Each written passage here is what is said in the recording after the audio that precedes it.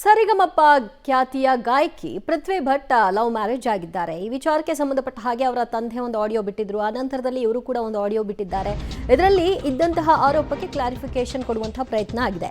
ಅಭಿಷೇಕ್ ಎನ್ನುವವರ ಜೊತೆ ಪೃಥ್ವಿ ಭಟ್ ವಿವಾಹವಾದ್ರು. ಅದು ಮಾರ್ಚ್ 27ನೇ ತಾರೀಕು ಬೆಂಗಳೂರಿನಲ್ಲೇ ಈ ಜೋಡಿ ಮದುವೆ ಆಯಿತು. ಗಾಯಕಿ ಪೃಥ್ವಿ ಭಟ್ ಮದುವೆಗೆ ಅವರ ತಂದೆಯ ವಿರೋಧ ವ್ಯಕ್ತವಾಗಿತ್ತು.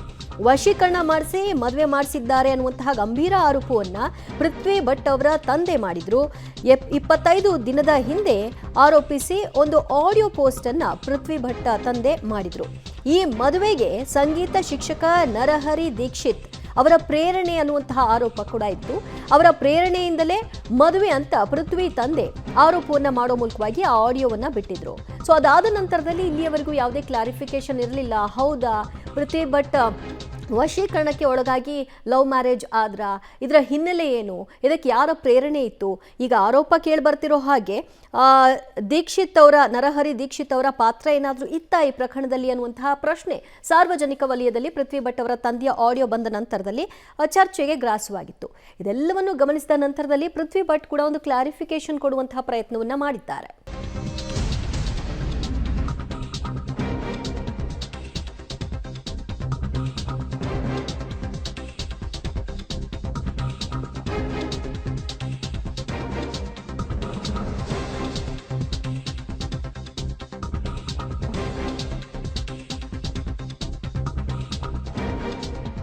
ಗಾಯಕಿ ಪೃಥ್ವಿ ಭಟ್ ಪ್ರೇಮ ವಿವಾಹಕ್ಕೆ ತಂದೆಯ ವಿರೋಧ ಇತ್ತು. ತಂದೆಯ ವಶೀಕರಣ ಆರೋಪ ಸಂಬಂಧ ಪೃಥ್ವಿ ಭಟ್ ಈಗ ಪ್ರತಿಕ್ರಿಯೆಯನ್ನ ಕೊಟ್ಟು ಕ್ಲಾರಿಫಿಕೇಶನ್ ಅನ್ನ ಕೊಡ್ತಾ ಇದ್ದಾರೆ. ಅಭಿಷೇಕ್ ನನ್ನ ಪ್ರೀತಿ ಮಾಡ್ತಾ ಇದ್ದೆ, ಪ್ರೀತಿಯ ವಿಚಾರವನ್ನ ತಂದೆಗೂ ಕೂಡ ನಾನು ತಿಳಿಸಿದ್ದೆ. ಅವರು ಯಾವಾಗ ಇದನ್ನ ಒಪ್ಪಲಿಲ್ವೋ ಆಗ ನಾನು ಭಯಪಟ್ಟು ಸುಮ್ಮನೆ ಆಗ್ಬಿಟ್ಟೆ. ಮತ್ತೆ ಈ ವಿಷಯವಾಗಿ ನಾನು ತಂದೆ ತಾಯಿ ಜೊತೆಗೆ ಪ್ರಸ್ತಾಪ ಮಾಡಿರಲಿಲ್ಲ. ಈಗ ಸಂಗೀತ ಶಿಕ್ಷಕ ನರಹರಿ ದೀಕ್ಷಿತ್ ಅವರ ಕೈವಾಡದ ಬಗ್ಗೆ ನನ್ನ ತಂದೆ ಮಾತನಾಡ್ತಿದ್ದಾರಲ್ಲ, ಅದು ಕೂಡ ಸುಳ್ಳು. ಯಾರ ಒಂದು ಪಾತ್ರವೂ ಕೂಡ ಇದರಲ್ಲಿಲ್ಲ. ನಾನು ಪ್ರೀತಿಸಿ ಮದುವೆ ಆಗಿದ್ದೀನಿ. ನಾನು ತಗೊಂಡಂತಹ ನಿರ್ಧಾರ ಪೋಷಕರ ವಿರುದ್ಧವಾಗಿ ತೆಗೆದುಕೊಂಡಂತಹ ನಿರ್ಧಾರ ಆಗಿದ್ರಿಂದ ಇದು ನನ್ನ ತಪ್ಪಿದೆ ನಿಜ, ಆದರೆ ನನ್ನನ್ನು ಕ್ಷಮಿಸ್ಬಿಡಿ ಅಂತ ಪೃಥ್ವಿ ಭಟ್ ಒಂದು ಆಡಿಯೋ ಮಾಡೋ ಮೂಲಕವಾಗಿ ಒಂದು ಕ್ಲಾರಿಫಿಕೇಶನ್ ಕೊಡುವಂತಹ ಮದುವೆ ವಿಷಯವಾಗಿ ಎದ್ದಿರುವಂತಹ ಗೋಜಲಿಗೆ ಅವರು ಜಸ್ಟಿಸ್ ಅನ್ನ ಕೊಡಿ ಅಂತ ಅವ್ರು ಕೇಳ್ತಿದ್ದಾರೆ ತಂದೆ ತಾಯಿಯ ಬಳಿ. ಕಾರಣ ಇದು ವಶೀಕರಣ ಮದುವೆ ಅಲ್ಲ, ನಾನು ಪ್ರೀತಿಸಿದ್ದೀನಿ. ಆಮೇಲೆ ನನ್ನ ತಂದೆ ತಾಯಿಗೆ ಇದು ಸಡನ್ ಶಾಕು ಅಲ್ಲ, ನಾನು ಪ್ರೀತಿ ಮಾಡ್ತಾ ಇದ್ದೀನಿ ಅಂತ ಅವರ ಬಳಿ ಹೇಳ್ಕೊಂಡಿದ್ದೆ. ಇದರಲ್ಲಿ ಯಾರ ಪಾತ್ರ ಇಲ್ಲ ಅನ್ನುವಂತಹ ವಿಷಯವನ್ನ ಅವರು ಈ ಆಡಿಯೋದಲ್ಲಿ ಹೇಳಿದ್ದಾರೆ. ನನ್ನ ಮಗಳು ಅದೇ ಪೃಥ್ವಿ 27ನೇ ತಾರೀಕಿಗೆ ಯಾರನ್ನೋ ಒಂದು ದೇವಸ್ಥಾನದಲ್ಲಿ ಮದುವೆಯಾಗಿ ನಮ್ಮನ್ನು ಬಿಟ್ಟು ಹೋಗಿದ್ದಾಳೆ. ನಮ್ಮ ಸಂಪರ್ಕದಲ್ಲಿ ಇಲ್ಲ. ಈಗ ಅವಳು ಕೆಲಸ ಮಾಡುವಂಥ ಒಬ್ಬ ಅಭಿಷೇಕ್ ಅಂತ ಅಂತೂ ಅವ ಹವ್ಯಕ ಖಂಡಿತ ಅಲ್ಲ, ಬ್ರಾಹ್ಮಣನೂ ಅಲ್ಲ ಮೋಸ್ಟ್ಲಿ. ಅದು ಜಾತಿ ಯಾವುದಾದ್ರೂ ಅವಳು ನಮ್ಮನ್ನು ಬಿಟ್ಟು ಹೋಗಿ ಆಗಿದೆ. ಇನ್ನು ಜಾತಿ ಕಟ್ಕೊಂಡು ಏನು ಮಾಡಲಿಕ್ಕಿಲ್ಲ. ನಮ್ಮನ್ನು ಬಿಟ್ಟು ಈಗ ಇಲ್ಲಿ ಇವತ್ತಿಗೆ 20 ದಿವಸ ಆಯಿತು. ನಮ್ಮ ನೆನಪು ಕೂಡ ಅವಳಿಗೆ ಬಂದಿಲ್ಲ ಇಷ್ಟು ಸಮಯದಲ್ಲಿ. ಆ ಥರ ಇದ್ದಾಳೆ ಅವಳು. ಯಾವ ಥರ ಇದ್ಲು, ಅವಳನ್ನು ಯಾವ ಥರ ನಾವು ಬೆಳೆಸಿದ್ದೇವೆ ಅಂತ ನಿಮಗೆಲ್ಲ ಗೊತ್ತಿರ್ಬೋದು ನೋಡಿದವರಿಗೆ. ಅದು ಯಾಕೆ ಹೀಗಾಯಿತೋ ಅದೊಂದು ಅರ್ಥ ಆಗೋದಿಲ್ಲ. ಒಂದು ಮುಖ್ಯವಾದ ವಿಷಯ ಅಂತ ಹೇಳಿದರೆ, ಇದನ್ನೀಗ ಅವಳನ್ನು ಧಾರೆ ಹಿಡಿದು ಮದುವೆ ಮಾಡಿಕೊಟ್ಟಿದ್ದು ನಮ್ಮ ಗಿರಿನಗರದ ವಲಯದ ನಿವಾಸಿ ಭಯಂಕರ ಸಂಗೀತ ಶಿಕ್ಷಕ ಮಹಾದುಷ್ಟ ನರಹರಿ ದೀಕ್ಷಿತ್ ಎಂಬವ. ನಿಮಗೆಲ್ಲ ಗೊತ್ತಿರ್ಬೋದು ನರಹರಿ ದೀಕ್ಷಿತನ ಬಗ್ಗೆ. ಜೂರಿಯಾಗಿ ಹೋಗ್ತಾನೆ. ಈಗ ಅವ ಅಂತ ಹೇಳ್ತಾನೆ ಅಂತ ಹೇಳಿದರೆ, ನಾನು ಶಿವಣ್ಣಂಗೆಲ್ಲ ಹೇಳಿದ್ದೇನೆ ಮೊದಲೇ, ಪರಿಸ್ಥಿತಿ ಕೈ ಮೀರಿದೆ ಅಂತ ಹೇಳಿದ್ದೇನೆ. ಆದರೂ ಅವರು ಅಷ್ಟು ಸೀರಿಯಸ್ ಆಗಿ ತಕ್ಕೊಂಡಿಲ್ಲ ಅಂತ ಈಗ ಹೇಳ್ತಾ ಬರ್ತಾ ಇದ್ದಾನೆ. ಸತ್ಯ ವಿಷಯ ಏನಂತ ಹೇಳಿದರೆ, ಮಾರ್ಚ್ 7ನೇ ತಾರೀಕು ಅವ ಮನೆಗೆ ಬಂದಿದ್ದ. ಅಂತೇಳಿ ಬರಲಿಕ್ಕೆ ಕಾರಣ ನಾನೇ ಹೇಳಿದ್ದವನಲ್ಲಿ, ಮಗಳಿಗೆ ಗಂಡು ನೋಡ್ತಾ ಇದ್ದೇನೆ, ನಿಮ್ಮ ಹವ್ಯಕ ಶಿಷ್ಯ ವರ್ಗದಲ್ಲಿ ಹವ್ಯಕರ ಯಾರಾದರೂ ಹುಡುಗರಿದ್ದರೆ, ಆರ್ಟಿಸ್ಟ್ಗಳು ಇದ್ದರೆ ಹೇಳಿ ಅಂತ ಫೋನ್ ಮಾಡಿದೆ. ಅದಕ್ಕೆ ನಾನು ಮನೆಗೆ ಬರ್ತೇನೆ ಅಂತ ಹೇಳಿದ. ಮಾರ್ಚ್ 7ಕ್ಕೆ ಬಂದ. ಒಬ್ಬ ಹುಡುಗ ಅಭಿಷೇಕ್ ಅಂತ ಹೇಳುವ ಪೃಥ್ವಿ ಹಿಂದೆ ಬಿದ್ದಿದ್ದಾನೆ. ಪೃಥ್ವಿಯನ್ನು ತುಂಬ ಇಷ್ಟಪಡ್ತಾ ಇದ್ದಾನೆ. ಪೃಥ್ವಿಗೂ ಸ್ವಲ್ಪ ಮನಸ್ಸಿದ್ದಾಗಿದೆ ಅವನ ಕೈಯಲ್ಲಿ. ಹಾಗೆ ಅದು ಏನಂತ ಒಂದು ಸಲ ಕ್ಲಿಯರ್ ಮಾಡಿಕೊಳ್ಳಿ, ಆಮೇಲೆ ಜಾತಕ ಕೊಡಿ ಅಂತ ಹೇಳಿದ. ಸರಿ ಅಷ್ಟೇ ಹೇಳಿದ್ದವ. ಬೇರೆ ಪರಿಸ್ಥಿತಿ ಕೈ ಮೀರಿದೆ ಅಥವಾ ಅವರು ಮದುವೆ ಹಂತಕ್ಕೆ ಬಂದಿದ್ದಾರೆ ಅದು ಯಾವುದೂ ಹೇಳಲಿಲ್ಲ. ಹಾಗೆ ಅವನು ಹೋದ ಮೇಲೆ ನಾನು ಪೃಥ್ವಿಯನ್ನು ವಿಚಾರಿಸಿದೆ, ಎಂಥ ಸಂಗತಿ. ಆಗ ಅವಳು ಹೇಳಿದ್ಲು, ಹೌದು ನನ್ನನ್ನು ತುಂಬ ಸಮಯದಿಂದ ಇಷ್ಟಪಡ್ತಾ ಇದ್ದಾನೆ ಅವ. ನಿಮಗೆ ಓಕೆ ಇದ್ದರೆ ನನಗೂ ಓಕೆ, ನಿಮಗೆ ಇಷ್ಟ ಇಲ್ಲ ಅಂದರೆ ನನಗೆ ಬೇಡ, ನೀವು ಹೇಳಿದ ಹುಡುಗನೇ ಮಾಡುವುದು, ಮದುವೆ ಆಗುವುದು ಅಂತ ಹೇಳಿದ್ಲು. ಆದರೂ ನನಗೆ ಧೈರ್ಯ ಬರಲಿಲ್ಲ. ಹಾಯ್ ಅಪ್ಪ, ಸಾರಿ. ಈಗ ಆಲ್ರೆಡಿ 2 ದಿನದಿಂದ ಹವ್ಯಕ ಗ್ರೂಪಲ್ಲಿ ಮತ್ತು ಬೇರೆ ಬೇರೆ ಗ್ರೂಪಲ್ಲಿ ನರಹರಿ ದೀಕ್ಷಿತ್ ಸರ್ನ ಬಗ್ಗೆ ಮತ್ತು ಎನ್ನ ಬಗ್ಗೆ ಎಲ್ಲ ಆಡಿಯೋ ಮೆಸೇಜ್ ಮೂಲಕ ನಿಂಗೆ ಕಳಿಸುತ್ತಾ ಇದ್ದಿ. ಬಟ್ ಈ ವಿಷಯಲ್ಲಿ ನರಹರಿ ದೀಕ್ಷಿತ್ ಸರಿಂದ ಎಂಥವು ತಪ್ಪಿಲ್ಲ. ನಾನು ಮೊದಲು ಹೇಳಿದಂಗೆ ಈಗಲೂ ಹೇಳ್ತಾ ಇದ್ದೆ, ದೀಕ್ಷಿತ್ ಸರಿಂದ ಎಂಥವು ತಪ್ಪಿಲ್ಲ. ನಿಂಗೆ ಹೇಳಿದಂಗೆ ಮಾರ್ಚ್ 7ಕ್ಕೆ ದೀಕ್ಷಿತ್ ಸರ್ ಮನೆಗೆ ಬಂದಿಚ್ಚಿದ್ದೆವು, ಈ ವಿಷಯ ಬಗ್ಗೆ ಮಾತಾಡಿದೆವು. ಅಂಬಾಗ ನಾನು ಅವರ ಎದುರೇ ಮತ್ತು ನಿಂಗಳೆದುರೇ ಎನಗೆ ಅಭಿ ಇಷ್ಟಾಳಿಯೇ ಹೇಳಿದ್ದದು.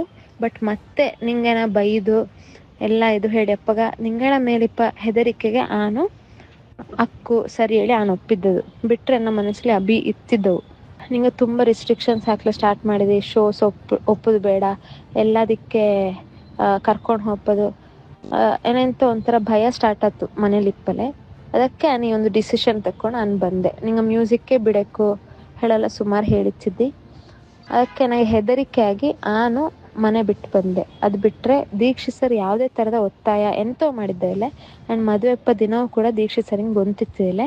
ನಾನು ಫೋನ್ ಮಾಡಿ ಈ ಜಾಗಕ್ಕೆ ಬನ್ನಿ ಹೇಳಿದ್ದಕ್ಕೆ ಅವು ನಾರ್ಮಲ್ ಮೀಟ್ ಅಪ್ಪಂಗೆ ಅವು ಬಂದಿತ್ತಿದ್ದವು. ಮತ್ತು ಅಲ್ಲಿ ಮದುವೆ ಇದು ಕಂಡು ಅವರ ಹತ್ರ ರಿಕ್ವೆಸ್ಟ್ ಮಾಡಿಂಡೆ, ಬೇಡಿ ಉಂಡದಕ್ಕೆ ಅವು ಬಂದು ಏನಾಗೂ ಅಭಿಸರಿಂಗು ಆಶೀರ್ವಾದ ಮಾಡಿದೆವು. ಮತ್ತಷ್ಟು ಮಾಹಿತಿ ಕೊಡ್ತಾರೆ ನಮ್ಮ ಪ್ರತಿನಿಧಿ ಭಾರತಿ. ಪೃಥ್ವಿ ಭಟ್ ಒಂದು ಆಡಿಯೋ ಮಾಡೋ ಮೂಲಕ ಅವರ ತಂದೆಯ ಇಡೀ ಆರೋಪಕ್ಕೆ ಒಂದು ಕ್ಲಾರಿಫಿಕೇಶನ್ ಕೊಡುವಂತಹ ಪ್ರಯತ್ನವನ್ನು ಮಾಡಿದ್ದಾರೆ. ಈಗ ಎಲ್ಲಿದ್ದಾರೆ, ಮತ್ತೆ ಮನೆಗೆ ಬರ್ತೀನಿ ಇತ್ಯಾದಿ, ಅದರ ಬಗ್ಗೆ ಏನು ಹೇಳಿಲ್ವಾ ಅವರು, ಹೇಗೆ? ದಿವ್ಯಾ, ಪೃಥ್ವಿ ಭಟ್ ಬಂದು ಸರಿಗಂಪ ಸೀಸನ್ 15ರ ಕಂಟೆಸ್ಟೆಂಟ್ ಆಗಿ ಪರಿಚಯ ಆದಂಥವ್ರು. ಅವರ ಕಂಠದಿಂದನೇ ಹೆಸರುವಾಸಿಯಾಗಿರ್ತಾರೆ. ಜೊತೆಗೆ ಅಲ್ಲಿಂದ ಇಲ್ಲಿವರೆಗೂ ಕೂಡ ಜಿ ಕನ್ನಡದ ಅನೇಕ ರಿಯಾಲಿಟಿ ಶೋಗಳಲ್ಲಿ ಹಾಡ್ತಾರೆ. ಜೊತೆಗೆ ಸಿನಿಮಾ ಸೀರಿಯಲ್ಗಳಲ್ಲಿ ಹಾಡಿ ಹೆಸರು ಮಾಡಿರ್ತಾರೆ. ಅದೇ ವಾಹಿನಿಯ ಒಬ್ಬ ಹುಡುಗನ ಜೊತೆ ಪ್ರೀತಿ ಉಂಟಾಗಿ ಮಾರ್ಚ್ 27ನೇ ತಾರೀಕಿಗೆ ಸೀಕ್ರೆಟ್ ಆಗಿ ಮದುವೆ ಆಗಿರ್ತಾರೆ. ಈ ಮದುವೆ ಮಾಡಿಸಿದಂಥವ್ರು ಅಲ್ಲಿಯೇ ವಾಹಿನಿಯ ಜೂರಿ, ಸರಿಗಂಪ ಕಾರ್ಯಕ್ರಮದ ಜೂರಿ ಅಂತ ಹೇಳಿ ಅವರ ತಂದೆಯ ಆರೋಪ. ಎಲ್ಲ ಗೊತ್ತಿದ್ರು ಕೂಡ ತಮ್ಮ ಸಮುದಾಯದ ಆಗಿದ್ರು ಕೂಡ ಯಾಕೆ ಮದುವೆ ವಿಚಾರವನ್ನು ನಮಗೆ ಹೇಳಿರಲಿಲ್ಲ, ಮದುವೆ ಆಗೋ ಸಂದರ್ಭದಲ್ಲಿ ಹೇಳಿರ್ಬೋದು. ತಂದೆ ಆದವರಿಗೆ ಹೌದು ಅಸಹಾಯಕತೆ, ಒಬ್ಬಳೆ ಮಗಳು ಮದುವೆ ಆಗಿ ಹೋದಾಗ, ಗೊತ್ತಿಲ್ಲದೆ ಮದುವೆ ಆಗಿ ಹೋದಾಗ ಅಸಹಾಯಕತೆ ಒಳಗಾಗೋದು ನಿಜ. ಆದರೆ ಅವರು ಆ ಅಸಹಾಯಕತೆಯಲ್ಲಿ ಬೇರೆಯವರನ್ನ ಹೆಸರು ತಗೊಂಡು ಒಂದು ರೀತಿಯಲ್ಲಿ ಆರೋಪ ಮಾಡ್ತಾರೆ. ಮಗಳೇನೋ ಮದುವೆ ಆಗಿ ಹೋದ್ಲು, ಆದರೆ ಈ ಥರದೊಂದು ಸಮುದಾಯಕ್ಕೆ ಹೇಳ್ಬೋದಾಗಿತ್ತು, ಈ ಸಮುದಾಯಕ್ಕೆ ಮಾಡಿರುವಂತಹ ಒಂದು ಅಪಮಾನ ಅನ್ನೋ ರೀತಿಯಲ್ಲಿ ಹೇಳ್ತಾರೆ. ಹೀಗಾಗಿ ಈ ವಿಚಾರ ಜಗತ್ ಜಾಹೀರಾಯಿತು.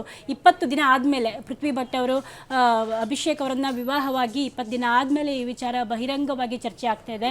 ಅದು ಫೋಟೋಗಳು ಕೂಡ ಓಡಾಡ್ತಾ ಇದೆ. ಅದಕ್ಕೆ ವಿರುದ್ಧವಾಗಿ ಪೃಥ್ವಿ ಭಟ್ ಅವರು ಕೂಡ ಒಂದು ಆಡಿಯೋ ಸಂದೇಶವನ್ನು ಕಳಿಸಿರ್ತಾರೆ ತಂದೆಗೆ. ಏನು ವಿಚಾರ ಆಯಿತು, ನಾನು ಯಾವುದೇ ರೀತಿಯಲ್ಲಿ ವಶೀಕರಣಕ್ಕೆ ಒಳಗಾಗಿಲ್ಲ ಯಾರಿಂದಲೂ ಕೂಡ, ನಿಮಗೂ ಕೂಡ ನಮ್ಮ ವಿಷಯವನ್ನು ತಿಳಿಸಿದ್ದೆ, ಇದಾದರೂ ಕೂಡ ನೀವು ಸ್ವಲ್ಪ ವಿರೋಧ ವ್ಯಕ್ತಪಡಿಸಿದ್ರಿ. ಈಗಾಗಲೇ ಹೆದರಿಕೆಗೆ ನಾನು ದಿಢೀರಂತ ಮದುವೆ ಆದೆ. ಜೊತೆಗೆ ಪೃಥ್ವಿ ಭಟ್ ಮದುವೆ ಆದ ದಿನವೇ ಪೊಲೀಸ್ ಸ್ಟೇಷನ್ನಿಂದ ಕರೆ ಮಾಡಿ ತಂದೆಯವರಿಗೆ ವಿಚಾರವನ್ನು ಹೇಳಲಾಗುತ್ತೆ. ಹೀಗಾಗಿ ಸ್ವಲ್ಪ ಒಂದು ಸಂಪ್ರದಾಯ ಈ ಥರದ್ದೆಲ್ಲ ಒಂದಿಷ್ಟು ಒಡಂಬಡಿಕೆ ಅವರ ಫ್ಯಾಮಿಲಿಯಲ್ಲಿ ಇರೋದ್ರಿಂದ ಅವರೆಲ್ಲ ಒಂದು ಮುಜುಗರಕ್ಕೆ ಒಳಗಾಗಿ ಈ ಒಂದು ಮದುವೆಯನ್ನು ಅವರು ಸಹಿಸಲಿಲ್ಲ ಏನೋ. ಬಟ್ ಕಾಲಕ್ರಮೇಣ ಎಲ್ಲ ತಿಳಿಯಾಗಬಹುದು. ಇಬ್ಬರು ಮೇಜರ್ ಆಗಿರೋದ್ರಿಂದ ಯಾವುದೇ ರೀತಿಯಲ್ಲಿ ಕಾನೂನು ಕೂಡ ಅಡ್ಡಿ ಆಗಲ್ಲ, ಇಬ್ಬರು ಒಪ್ಪಿಗೆ ಇದ್ದಿದ್ದರಿಂದ. ಸದ್ಯಕ್ಕೆ ಈ ಒಂದು ಬೇರೆ ಬೇರೆ ಜಾತಿಯ ವಿವಾಹ ಆಗಿರೋದ್ರಿಂದ ಸ್ವಲ್ಪ ಚರ್ಚೆ ಆಗ್ತಿದೆ. ಜೊತೆಗೆ ಅಪ್ಪ ಮಗಳು ಈ ಟಗಫರ್ ಏನು ಅಪ್ಪ ಮಗಳು ಈ ಒಂದು ಸಂದರ್ಭದಲ್ಲಿ ಪೀಕಲ್ಲಿ ಮಾತನಾಡಿರುವಂಥದ್ದು ಕೂಡ ಜಾಲತಾಣದಲ್ಲಿ ಸಿಕ್ಕಾಪಟ್ಟೆ ಚರ್ಚೆ ಆಗ್ತಿದೆ. ದಿವ್ಯ ಜ್ಯೋತಿ. ಓಕೆ, ಥ್ಯಾಂಕ್ ಯು ಭಾರತಿ ನಿಮ್ಮೆಲ್ಲ ಮಾಹಿತಿಗೆ.